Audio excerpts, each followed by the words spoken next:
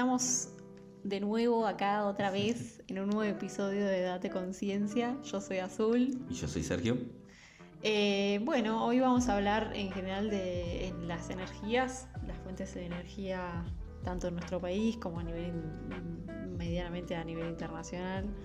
Y en general lo que implica hablar de energías y lo que es hoy en día consideramos como esto de las terminologías que tenemos que son muy recurrentes tanto a nivel político como a nivel disciplinar, se podría decir, o científico, cuando se habla de energías renovables, no renovables, limpias, no limpias, qué es eso, qué si es lo mismo, no es lo mismo. Sí, no estamos hablando de cristales energéticos y esas cosas. No. Bueno.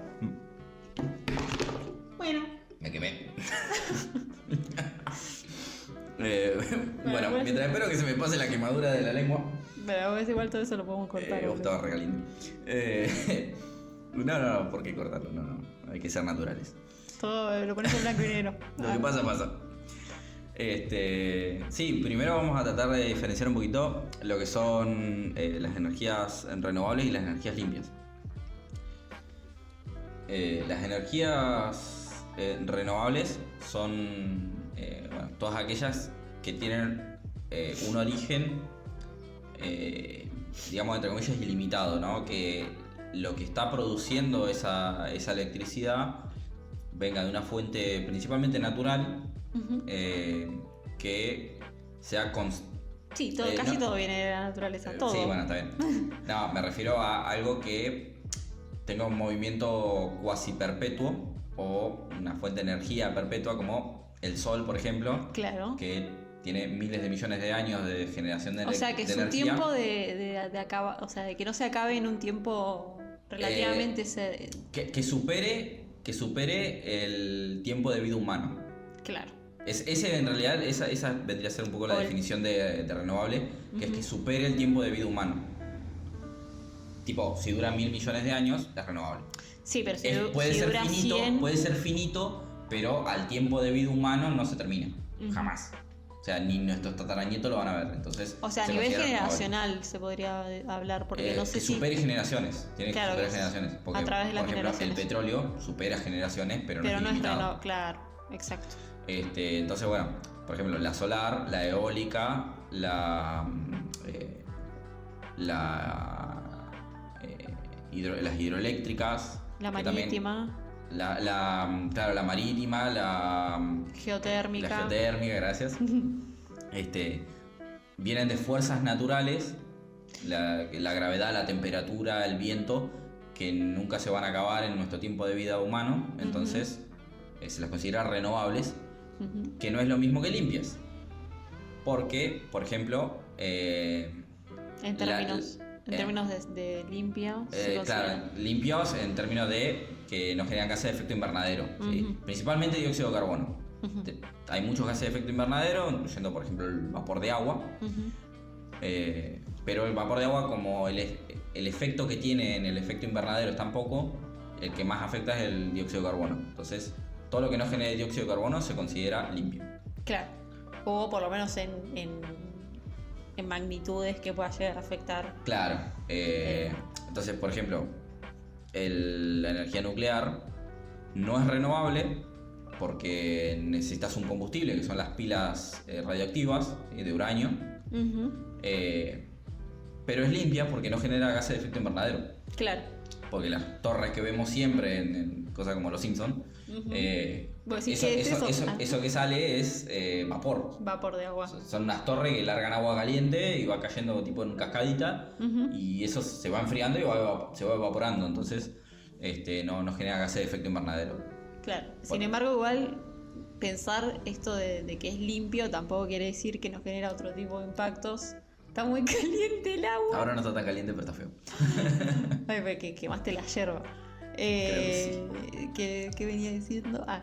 Que pensar que una energía es limpia y que no genera otro, o sea, que el único impacto posible que puede llegar a generar son los gases de efecto invernadero está mal. O sea, hay otro tipo de impactos. Este ejemplo que Sergio decía de la energía nuclear genera, por ejemplo, desechos radioactivos que nada, la reactividad tarda miles de años, miles de años. En irse, y que son desechos que se tienen que guardar como tienen características especiales, hay protocolos internacionales que te dicen cómo tiene que ser. Por ejemplo, la pila, lo primero que se hace es cuando se termina su capacidad para generar electricidad. Siguen siendo radiactivas, pero no al nivel que necesitas para electricidad. Claro. Entonces las ponen en piletas de enfriamiento. Entonces ahí como que le baja un toque la radioactividad con eso durante un tiempo. Y después las meten en barriles con cemento para que tampoco no larguen tanto. Y después las entierran en una cueva lo más profundo posible. Para que no vuelva a joder a nadie más. Encima se va acumulando esos residuos. Claro, se van acumulando, sí. Porque encima muchos países como Argentina no tienen un lugar para dónde ponerlos. Entonces, hasta ahora, de las 2 plantas que tenemos en funcionamiento, de las plantas que tenemos en funcionamiento, tienen todas sus pilas radioactivas en las piletas de enfriamiento desde hace como 30, 40 años. Ajá. Y las van acumulando. Y ese es el problema que nosotros hablábamos hace un tiempo con Sergio, que aprueban este tipo de proyectos y ponen plantas nucleares sin saber en dónde van a poner sus desechos. Terrible. Es un tema. O sea, no es problema que no tengamos científicos que las sepan manejar, sino que después no tenemos dónde poner las pilas. Claro. Bueno, después verán qué harán con esos residuos. Bueno, un ejemplo que traíamos como para conversar un poco y hablar más en términos más exactos, o que esté más representado en un ejemplo en concreto, son las represas, que tiene que ver con la creación de la energía hidroeléctrica, es decir, a partir de la energía mecánica que trae el agua a partir de la gravedad, es decir, cuando cae el agua. Eso es energía mecánica, que a partir de turbinas que pasan, o sea, el agua pasa por la represa o por esa pared que se hace, donde hay turbinas, se genera la energía eléctrica. Claro, lo que sucede es, cuando vos haces las represas, es una pared de cuántos metros. Agua, que retiene agua. Que retiene el agua. Estaba diciendo el No. Claro, la pared retiene el agua, inunda todo un valle. O sea, depende de qué tamaño de la pared, es el tamaño del valle. Ponemos fotito. Sí. Y después esa pared tiene unos agujeros, unos tubos donde entra el agua. El agua entra por el tubo, cae, o sea, la pared está hueca. Claro. Cae por el tubo y al fondo del tubo está la turbina. Entonces toda la energía potencial que tiene arriba se convierte en energía cinética cuando cae. Cinética, ¿no? Yo dije mecánica. Cinética. Esa energía cinética se convierte en mecánica cuando hace girar la turbina. La turbina hace girar un sistema de imanes, justamente, como, bueno, el que sepa algo de mecánica, como el alternador de un auto. Y eso es lo que genera la electricidad. Bueno, en nuestro país la energía hidroeléctrica representa el 27% de la fuente energética del país. Tenemos 95 hidroeléctricas y 17 son grandes represas, enormes. Porque tenemos represas chiquititas que se utilizan normalmente como para controlar cauces de río, para controlar el caudal más que nada del río, cuando los ríos generan, o sea, cuando hay lluvias muy grandes, se genera una llanura de inundación muy amplia que puede llegar a afectar a población, tipo a ciudades o pueblos. Entonces lo que se hace es construir represas chiquitas que puedan llegar a generar energía, pero no significativamente como para alimentar a un país. Sí, para que no se desborden los ríos. Claro, son chiquititas para controlar el cauce. Después tenemos esto que decía, las 17 grandes represas del país, que generan mucha energía. Y bueno, en general, en términos generales, representan el 27% de la fuente energética del país. Otro dato importante es que según el Banco Mundial, o también lo que se dice BIRF, que es el Banco Internacional de Reconstrucción y Fomento. Ese nombre flashero que le ponen. Sí. Después no se la acuerda nadie. Todos no, Banco Mundial. Listo. según el Banco Mundial, la energía hidroeléctrica convierte la energía mecánica en energía eléctrica, que es lo que decía recién, con una eficiencia del 85%, que es más... Es bastante. Casi más que...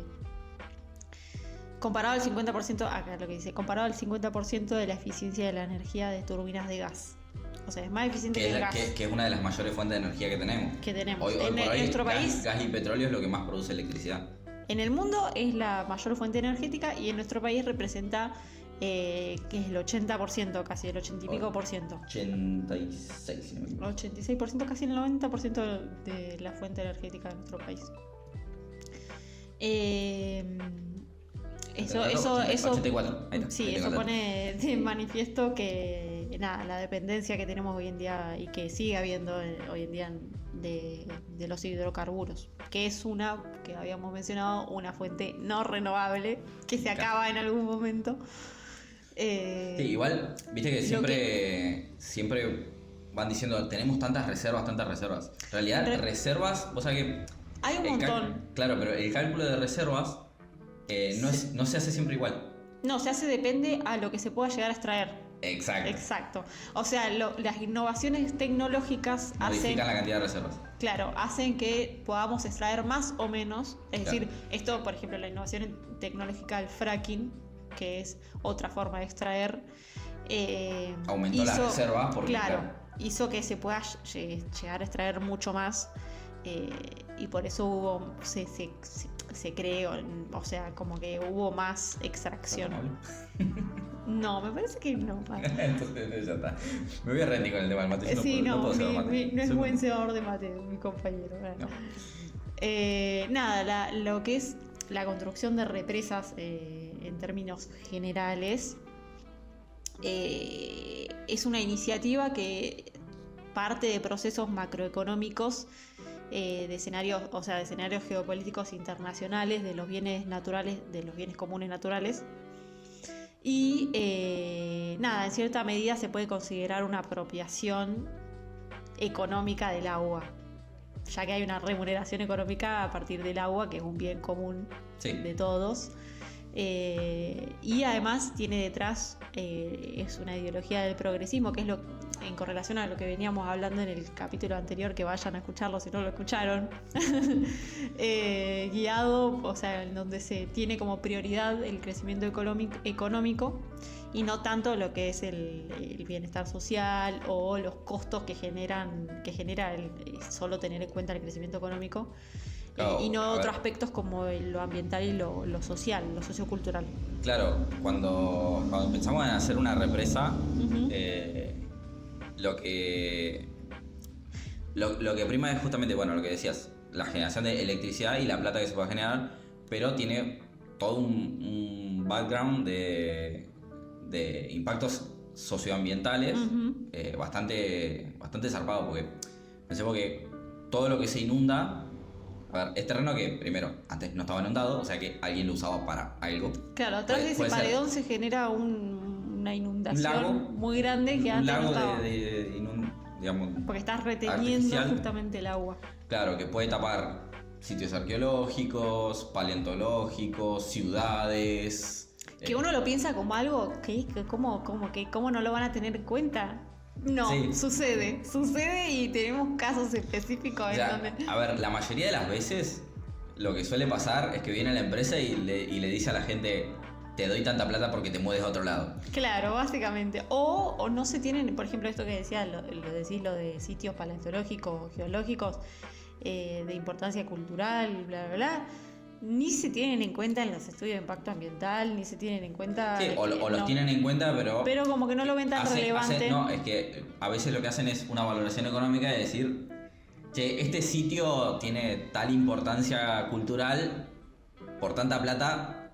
Es como que le dan... Por tanta plata lo desaparecemos. Hay como una valoración económica mucho más grande que la valoración... Claro, le prima la valoración económica sobre la cultural. Claro. Por muy importante que sea culturalmente... la plata vale más. Por lo menos para las empresas, ¿no? Porque para otros sectores de la sociedad no. Como entre pros y contras, como que pesa más lo...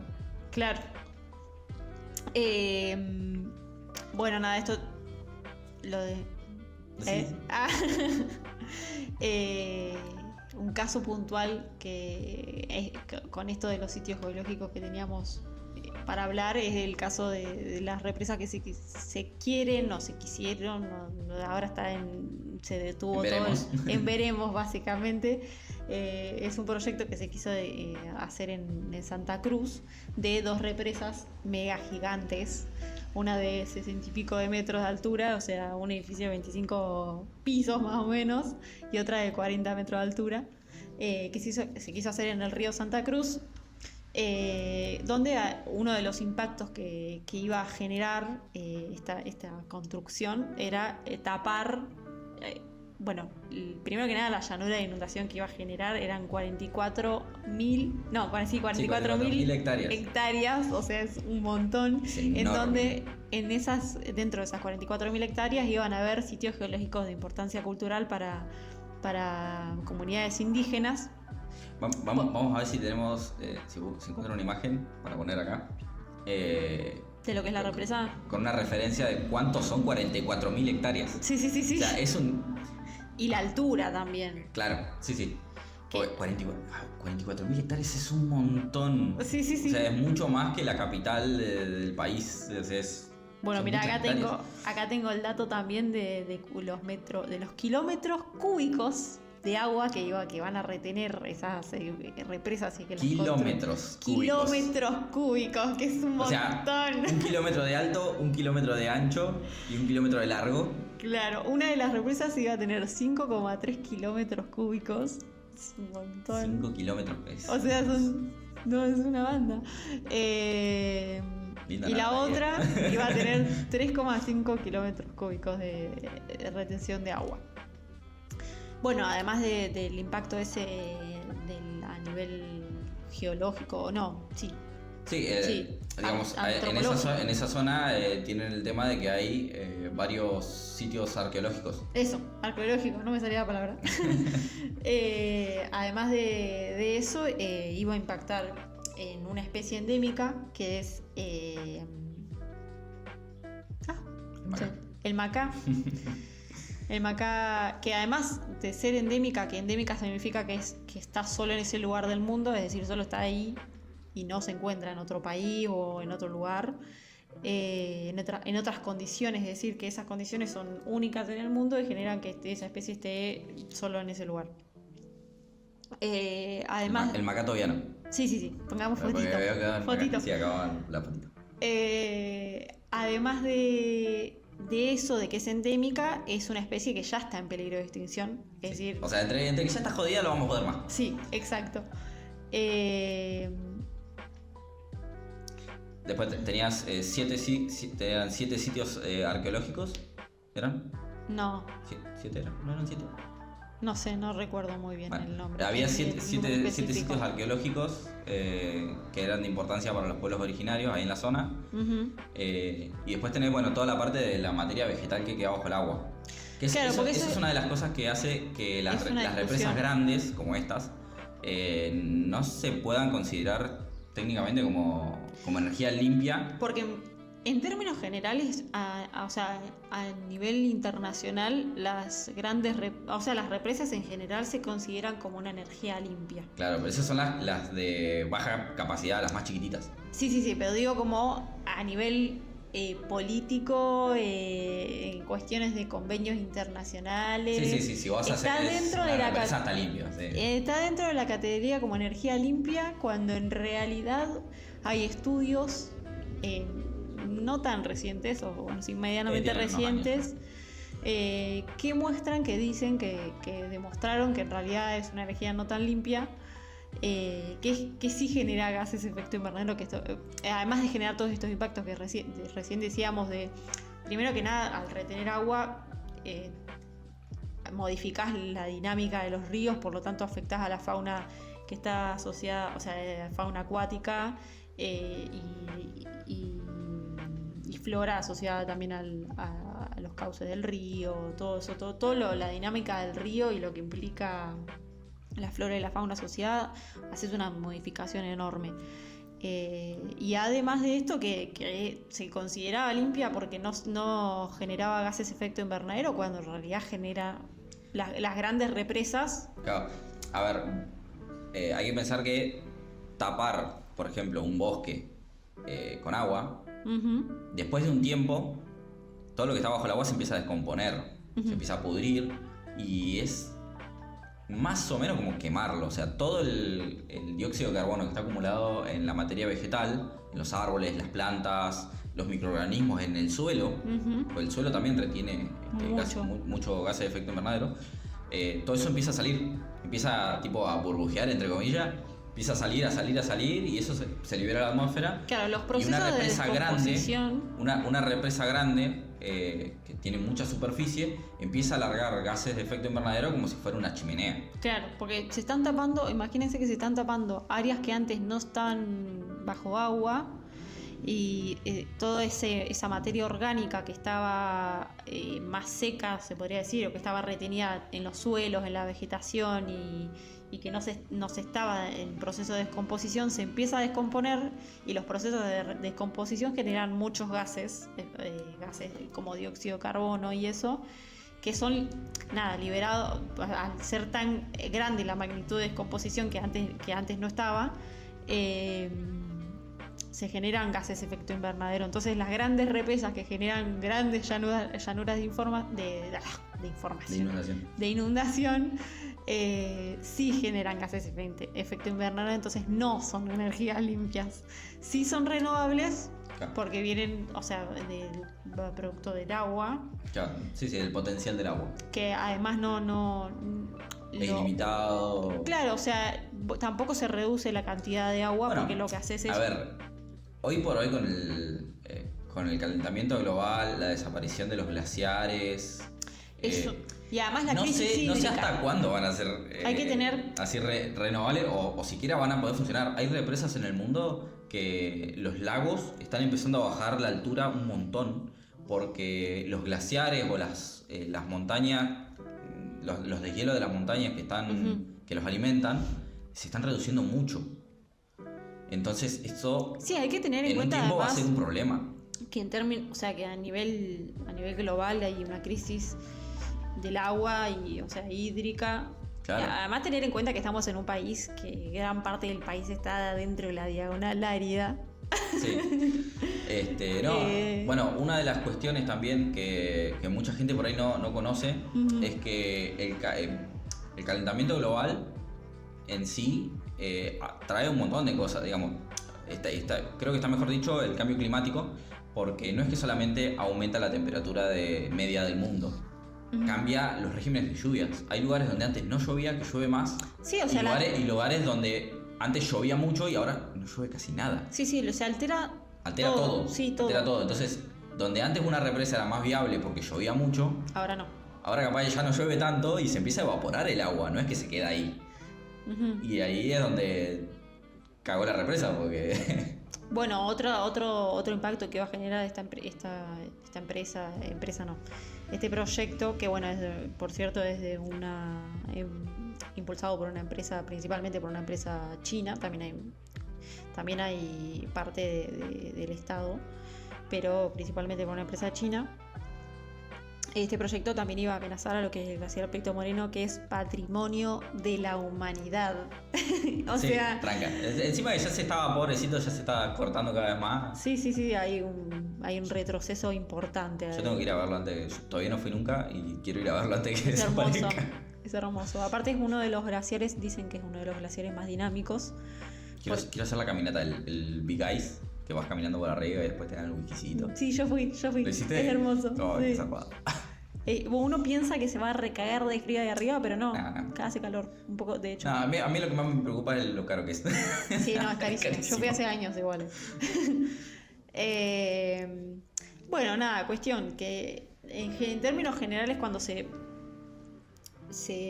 impulsan este tipo de proyectos que tienen tanto impacto, no solo a nivel ambiental, sino a nivel social y a nivel cultural, es importante que se tengan en cuenta esos aspectos, o sea, no solo el aspecto económico, sino también el aspecto social, el aspecto cultural, el aspecto ambiental, porque bueno, una de las cosas que sucedió con este proyecto, que ya no, o sea, no sé, está medio paralizado, que es lo que decíamos que está medio en veremos, es que hubo malos cálculos ahí para hacer ¿cómo es? Los paredones, o no sé cómo. Claro, sí.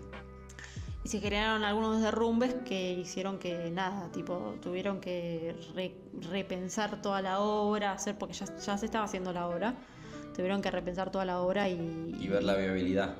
Ver la viabilidad, porque aparte afectó hasta esto de que digo, solo tuvieron en cuenta lo económico, hasta le afectó en lo económico. Tuvieron que era un proyecto de 4.000 millones de dólares. Literal, 4.500 millones de dólares. 4.500 millones de dólares. Lo llamó el ingeniero al jefe y le dijo: jefe, ¿vio que le dije que valía 4.500? Va a ser un poquito más. Sí. Y el jefe le dijo: me parece que te vamos a echar a la mierda y voy a tener que ver si me rinde, porque hay que pedir plata y el Estado es el que tiene que poner esa plata. Claro. Y en el contexto de crisis que tenemos, sí, capaz que tipo 1.000 millones de dólares más puede ser una diferencia importante. Nada, bueno, es un proyecto que se impulsó, o sea, que tuvo su primer inicio en el año 2007 y que además fue impulsado por el gobierno como, bueno, esto que yo decía, que fue impulsado como una energía renovable, limpia, estable, flexible, económica, de todo color de rosas. Y que iba a favorecer esto de la diversificación de la matriz energética, que es algo que se busca y que está bueno, pero bueno, o sea que hay que ver esto, a qué costo, qué es lo que qué tipo de energías, o sea, cómo diversificar la matriz, porque está bien, vamos a diversificar la matriz, pero no vamos a poner carbón. Yo creo que dentro de nuestra matriz, creo que el cupo de hidroeléctrica, para mí ya lo tenemos cubierto. Para mí tenemos que empezar a meter otras. No, y aparte hay que pensar que está bien, hay veces que una represa ayuda en términos económicos, sociales, todo lo que vos quieras, pero pensar esto, o sea, que no se puede, hay que pensar en, qué sé yo, el río Santa Cruz es el único río que atraviesa la provincia, de una provincia o sea, completa, y que es el único río que tiene la provincia de Santa Cruz del que se abastece, y que hoy en día encima están en una crisis hídrica. Claro, un mal uso deja sin agua todo lo que tiene abajo. No solo eso, sino que ya hay casos de que se están, secando lagos, lagunas. Ahí en lagos no sé, pero yo sé que lagunas sí, lagunas que abastecían pueblos, que se están secando, no recuerdo el nombre ahora, pero es una laguna que se está secando y que está generando problemas en las comunidades, porque el agua, hasta incluso uno piensa, bueno, esta represa traería muchos beneficios económicos, pero el hecho de que haya agua en diferentes tramos de la provincia, el agua sirve para la ganadería, para la agricultura y todo. Hay un sector de la población en esos lugares que dependen mucho de su supervivencia de ese tipo de actividades. Entonces, hay que pensar bien cuándo se hacen las cosas y cómo va a afectar en la población, porque esa aunque no queramos, esa plata va a ir para unos pocos. Sí. Y la mayor cantidad de plata que genere ese tipo de proyectos no se va a quedar acá, lamentablemente. No, y aparte también hay que pensar que estos proyectos, o sea, si vos necesitas electricidad, primero tenés un montón de alternativas. Sí. Ya habíamos dicho la eólica, la solar, la mareomotriz, bla, bla. Y nosotros, al tener un sistema nacional interconectado, digamos, la electricidad que se genera en Jujuy puede venir a la Patagonia. O sea que no hace falta hacerlo en un lugar específico. Entonces, qué sé yo. Yo creo que si bien las condiciones... vos en un proyecto ves que tiene mucho impacto social negativo, podés decir, lo podemos hacer en otro lado donde no moleste tanto. Total, lo que vos necesitas es que genere electricidad, no necesitas que genere ahí.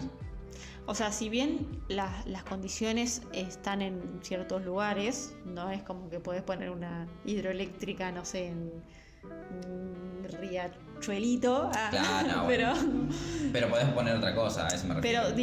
Pero podés pensar en diferentes alternativas que puedas hacer en otros lugares. Y además, bueno, en este caso en específico se generaron incluso, o sea, primero que nada no hubo licencia social, se generaron movimientos sociales, socioambientales o sociales en contra de estos proyectos. Primero por los impactos que iba a tener a nivel ambiental, se tuvo una conciencia en ese sentido, y además hubo un rechazo por parte de los pueblos originarios de los pueblos indígenas de ahí de la zona, porque son comunidades muy ligadas al territorio, lugar, claro. muy arraigadas al lugar, que vos no vas a poder un día caerle y decirle, che, tomátela, andate, te doy una casita. No, este es mi lugar, o sea, ¿yo por qué me tengo que correr de mi lugar? Está muy arraigado a, no me acuerdo si lo mencionamos en el capítulo anterior, a este concepto que tiene el desarrollo, tal como lo plantea la ONU, que es muy de desapego a la tierra. Claro.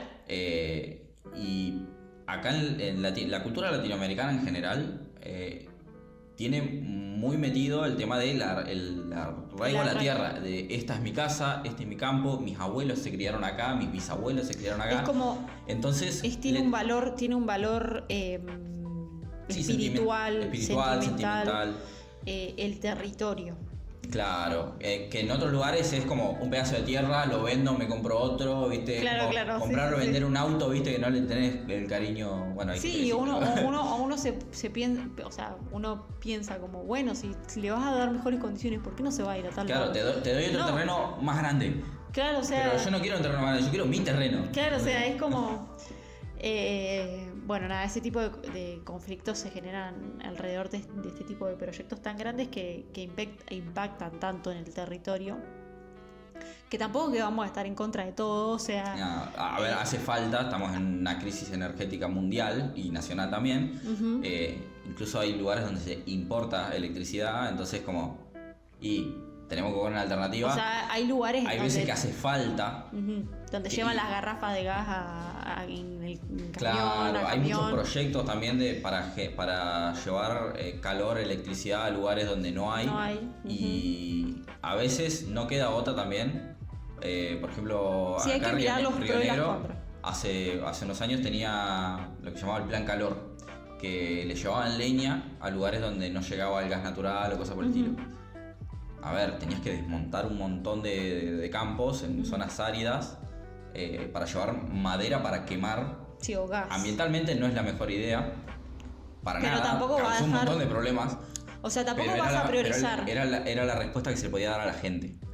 Claro, eso es lo que hay que poner en equilibrio, y tampoco vamos a priorizar. O sea, vamos a caer en términos de lo que se llama ecología profunda o ecocentrismo, como le dicen también. Que vamos a priorizar el bienestar. Bueno. Gracias, querido. Nada, o sea, hay que poner en equilibrio la población humana, el bienestar del pueblo. Sí, los pueblos en general. Sí, de la comunidad. Si no, vamos a hacer una represión. Y además tener en cuenta que toda actividad, tanto humana como no humana, porque los animales también impactan, generan cambios en el ambiente. Nada, eso. Tener en cuenta que todo genera un impacto. Lo que hay que conseguir hacer es disminuirlo. Sí, ponerlo en lugares donde impacte menos, o por lo menos que no se note, disminuir el impacto de la actividad, y en un lugar donde tampoco moleste, digamos. Sí, tampoco. Sí, eso. Pero bueno, nada, todas las fuentes de energía tienen estos inconvenientes. Claro. Después, bueno, más adelante vamos a ver otros tipos de energías también. Sí, habíamos pensado, porque el capítulo de hablar así de energías da para hablar 50.000 horas, pero tampoco vamos a hablar 50.000 horas en un solo capítulo. Entonces decidimos hablar solo de esta fuente y después hacer otros capítulos con otras fuentes para abarcar más. Sí, vamos a estar hablando un poco de nuclear, un poco de hidrógeno verde, que ahora está en auge. Acá en Argentina, en Río Negro principalmente. Tenemos solar, tenemos un montón de tipos de energía. Algunas por ahí las vamos a sintetizar un poquitito en un solo capítulo porque son bastante complejas y tampoco tenemos tanto conocimiento. Claro, o sea, tampoco somos expertos en el tema. Claro, no somos expertos en todo, tenemos una vaga idea de todo. Somos todólogos. Así que nada, en los próximos capítulos vamos a hablar un poquito más de esto. Dale. Bueno, creo que ya estamos terminando. Nos vemos la próxima. Muchas gracias por escucharnos.